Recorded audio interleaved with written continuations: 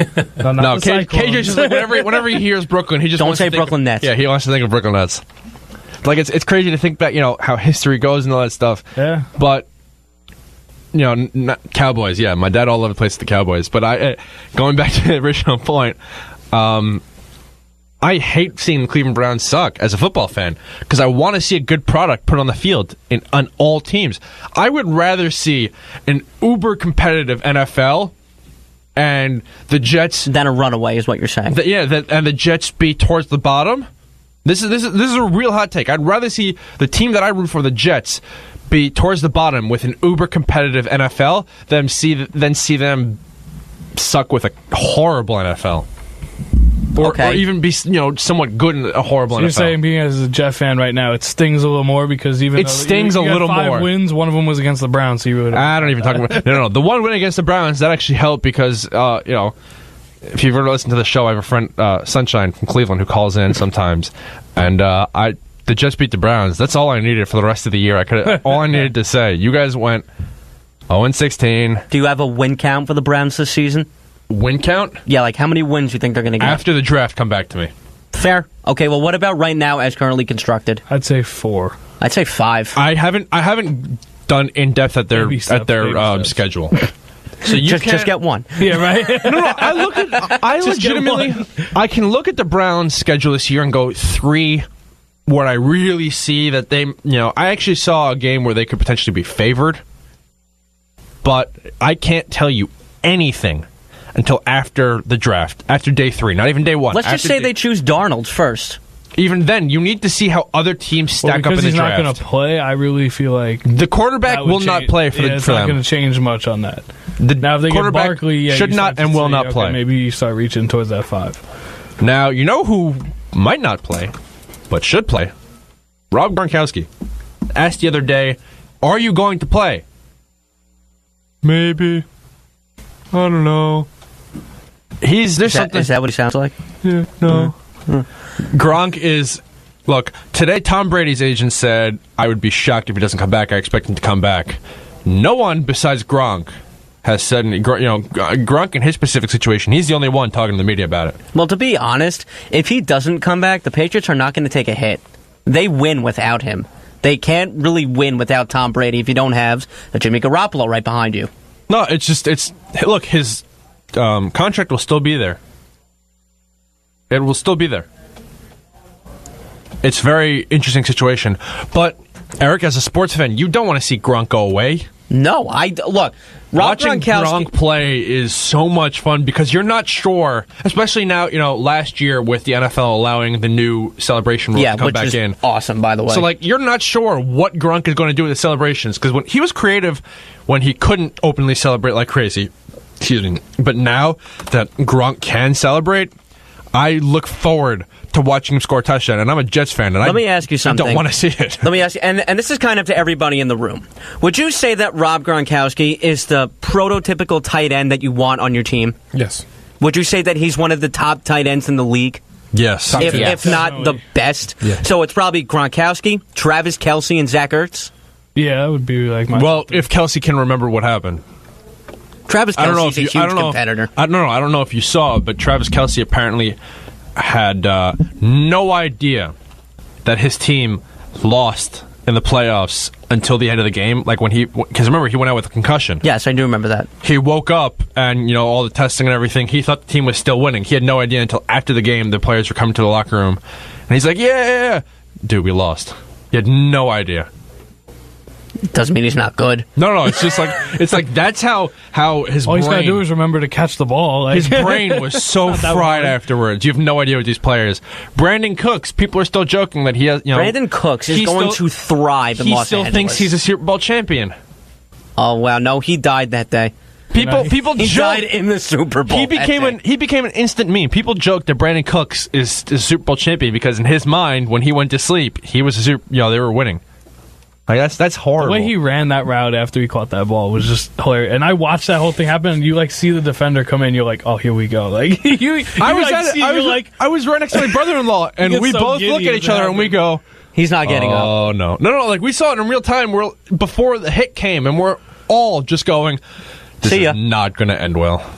Oh, no, I didn't think he was getting up when I saw that live. But because of the Brandon Cooks trade, the Patriots have an extra first-rounder, which they might use to pick Lamar Jackson. They have the luxury to do it. Personally, I'm not really a fan of him because I don't know really what he is. There are people calling him like a fast. I know. There are people calling him like a wide receiver. There are people calling him a running back. He himself said, "I'm not a wide receiver." What do you think he is, honestly? What do I think he is, what do I want him to be, and what I think he will be? A quarterback? I think he is a quarterback. Okay. I want him to put muscle on and become a running back. Okay. Because he's too tall. No, so was Leonard Fournette. Leonard Fournette's tall. Derrick Henry is a 6'3", 250-pound. But he's really skinny, even with muscle. I don't think that he's going to be able to be. Look, Derrick Henry is tall. Derrick Henry is a 6'3", like 250-pound monster horseback. Yeah, monster. Absolute monster. Lamar Jackson is, I believe, 6'1", 6'2", like 200 pounds. If you're muscle, he needs muscle. He reads he can read a defense, especially as a running back. You want to be able to read the defense, and if he were to switch from quarterback to running back, he'd be able to read the defense because he recognizes all the coverages.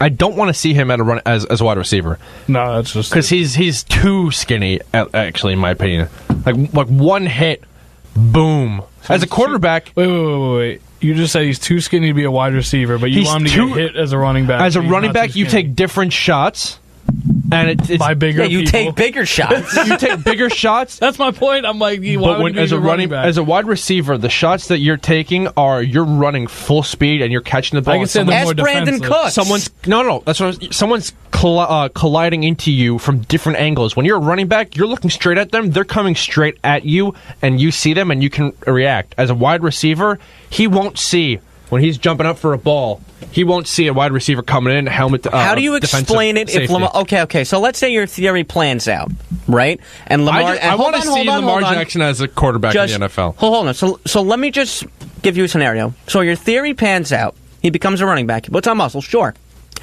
What about pass routes? Then what happens? Is it the same thing? Because he's still taking the same hits. He's the kind of quarterback that kind of scares me. But if you have the luxury... And I don't know if this is the right choice of words, but to throw away a pick on him, specifically a first round, especially if you're a good team, like the Patriots, like the Steelers, basically any playoff team last year, maybe with the exception of the Rams. The Steelers can't throw away a pick because they need to do something to either get Ben one more championship before he retires, because this is probably his last year, or draft his successor. Because right now you see the You don't like Landry Jones? Really? I'm asking. I'm serious. You honestly see Landry Jones as successor? Who else can you see in franchise? Yes, honestly, I like him. I really do. See Landry Jones as the future of the Steelers? I'm not saying I see him as a future, but maybe as a short-term option. No, that's what I'm saying. Right now, the Steelers and the Patriots are two teams that have to think. And the Giants. Tom Brady might not be coming back after next year or 2 years. Big Ben almost didn't come back for this past season. And next season, it'd definitely be his last. All right, two things. 6 cornerbacks might go in the first round of this draft. Okay. Two things. Number one, I don't buy the fact that Tom Brady's last year might be next year. I honestly think he might play until he's maybe like 45, 46 years old. That is not with the current situation going on with the team. But no. That's if Bill Belichick leaves, I can see it. Maybe. I think honestly, Brady and Belichick are going to go out together. That's my. That's on a date or something, or no, like literally, like retire, like kind of like frolic out into the sunset together. You know, in the. I don't know, like Cape Cod or something. Kumbaya and then exactly. Like they're gonna have their last season together, and then they're gonna retire on the same note, whether that's winning a championship or not. That's just my opinion. And number two, I like Landry Jones in the short term, yes, but for a long term, you know who I actually really like for them if they choose to go the route of quarterback, which I can't blame them if they don't want to yet. I really like Mason Rudolph. Mason Rudolph was linked to the Patriots for the longest time until rumors of Josh Rosen's impending draft slide, which fueled a lot of Patriots love Josh Rosen. They're thinking of trading up for him if he's available at number 10. Very interesting situation. Slipping to 10? I saw Rosen slipping to 13 the other day.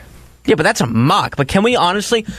Okay. If you're the Jets... Look, honestly, Geno Smith thought he was going to be the first overall pick. Yeah, but we all know how that happened. No, we all know that happened. Whoever did that draft, they did it right. But going into that draft, Geno Smith at one point was projected to be a top 5. He completely slid. Another quarterback we know that slid. Brady Quinn was a potential top 5 pick. Brady Quinn slipped in I think it was a 2007 draft. He slipped to 22. Johnny Manziel, projected to be a top 5 pick, slipped to 22. Both, by the way, selected by the Browns. Cleveland Browns. How are you that bad? The Cleveland Browns. New regime. You know who they new also regime picked? this time. Give they him a shot. picked, I believe, Brandon Whedon I at think 22. this year they get it right because they have a new regime, and I feel like this GM is better at looking Kyle, at Look at the quarterbacks. difference. The Browns also, I believe, selected Brandon Whedon with 22. So they have a really bad history with 22. That's Thank God they're at 1-4 then. yeah. So that's besides for the point. Watch them But still mess it up. you see quarterbacks sometimes, Oh, definitely. and players take unfortunate slides, and I could potentially see Josh Rosen taking that slide.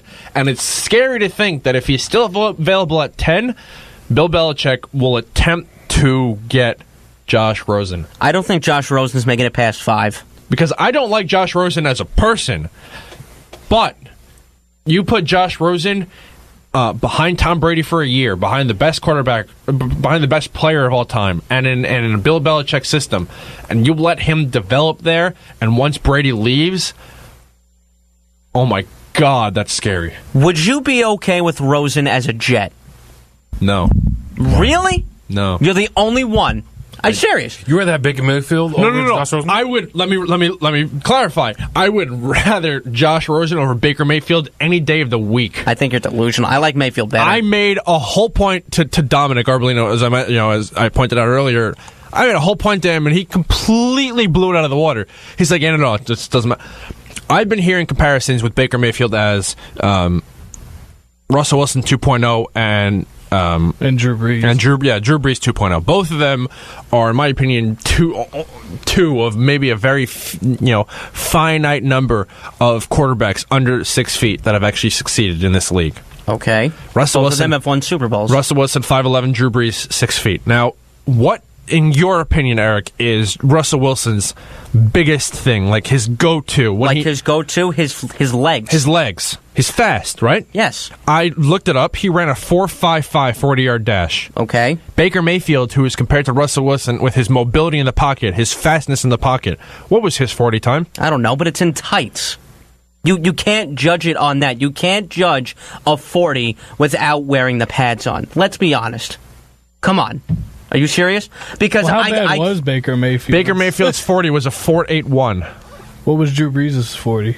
We're not comparing his speed to Drew Brees. We're We're talking just about say they're both a 2.0 of each other. That was the whole thing. thinking. It's Russell Wilson's legs and Drew Brees' arm.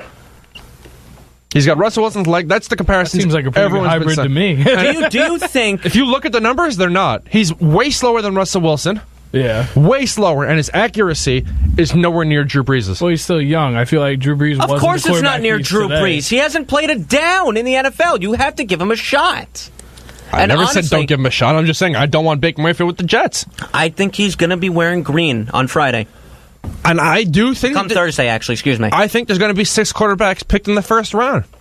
Who knows? And when we come back, we're going to discuss everything from LeBron James and his really awkward but really chic set of matching suits for everyone on the team. How come no one's using anything besides Apple earphones?